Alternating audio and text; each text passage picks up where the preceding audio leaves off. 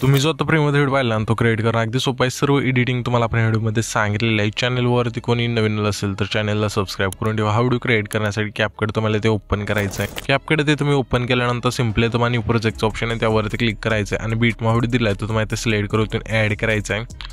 हा बीटमा व्हिडिओ येतो तुम्ही ॲड केल्यानंतर त्याच व्हिडिओवरती क्लिक करायचं आहे। खाली थोडं ते स्क्रोल केल्यानंतर तुम्हाला एक्स्ट्रा काढूचा एक ऑप्शन आहे, सिंपली त्यावरती क्लिक करून द्यायचं आहे। त्याच्यानंतर हा जो बीटमा व्हिडिओ आहे त्यावरती क्लिक करायचं आहे आणि ह्या बीटमा व्हिडिओमध्ये आपण बीट दिले ते तुम्ही बघू शकाल की 1 2 3 अशा बीट आहेत। तर ह्या बीट आपल्या जेथून पण चेंज होतील तिथून हाच व्हिडिओ तिथून स्प्लिट करायचा आहे। पहिली बीट आपली ते चेंज होते, ह्याच व्हिडिओवरती क्लिक करून स्प्लिट करूया। त्याच्यानंतर त्याची पुढची बीट आपली ते चेंज होते, ठीक आहे। ह्याच व्हिडिओवरती क्लिक करून स्प्लिट करूया। अशा प्रकारे हा जो व्हिडिओ असेल तो शोच्या बीट मार्फत स्प्लिट करण्याचा आहे।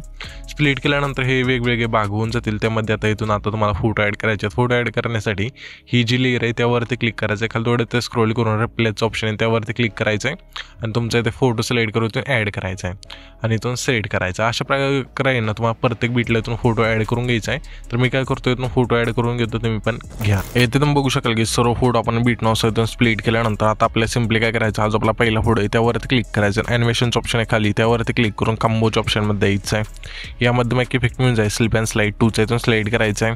पुन्हा आपल्याला त्याच्या पुढच्या पुढं सिंपली कंबोमधला स्लिप अँड स्लाइड 1चा ते स्लाइड करायचा। कंबोमध्ये हा जो व्हिडिओ असेल तो मिळून जाईल। हे दोन इफेक्ट रिपीट करत आपल्या सिंपली हा जो आपला 4 सेकंदाच्या मागचा फोटो आहे तिथपर्यंत यायचं आहे।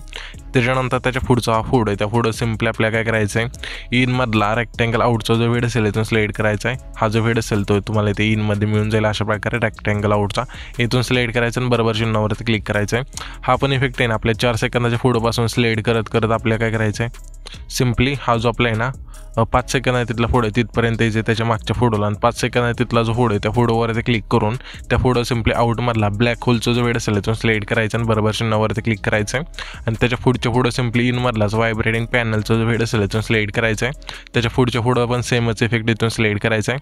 त्याच्यानंतर त्याच्या पुढच्या फोटोला सिंपली आपल्या आउटमधला क्रॉस क्लोज हा जो व्हिडिओ असेल तो तुम्हाला इथून स्लाइड करायचा। आउटमध्ये हा जो व्हिडिओ असेल तो मिळून जाईल। सिलेक्ट केल्यानंतर बरोबर चिन्हावरती क्लिक करायचं आहे। पुन्हा आपल्याला त्याच्या पुढच्या फोटो सिंपली इनमधला पेंडिंगचा जो व्हिडिओ असेल त्यातून स्लाइड करायचा आहे।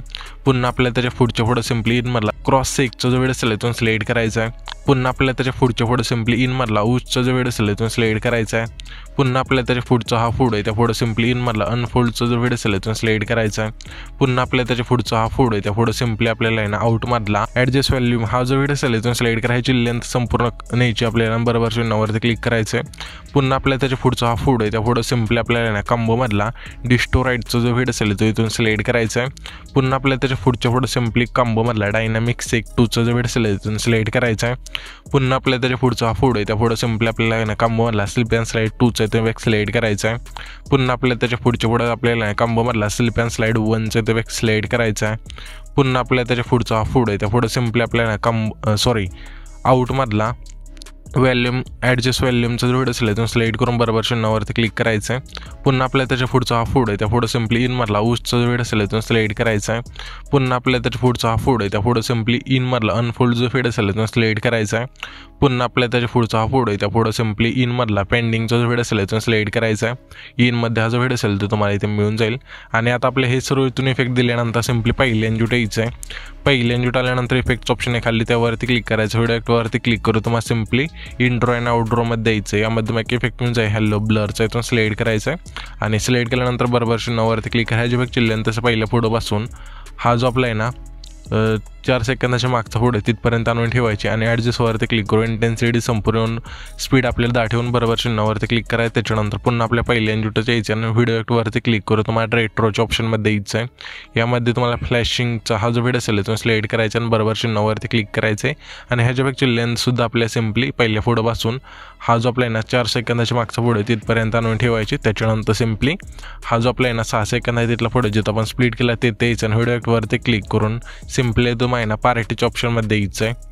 यामध्ये मग इफेक्ट म्हणजे सेकचा आहे तो स्लाइड करायचा आहे आणि बरोबर चिन्हावरती क्लिक करा. ह्याच्यापेक्षा लेंथ असेल 6 सेकंदाच्या पुढोपासून सिम्पली हा जो आपला आहे ना 7 सेकंद इथला पुढे तिथपर्यंत आणून ठेवायची. त्याच्यानंतर ॲडजस्टवरती क्लिक करायचं आहे.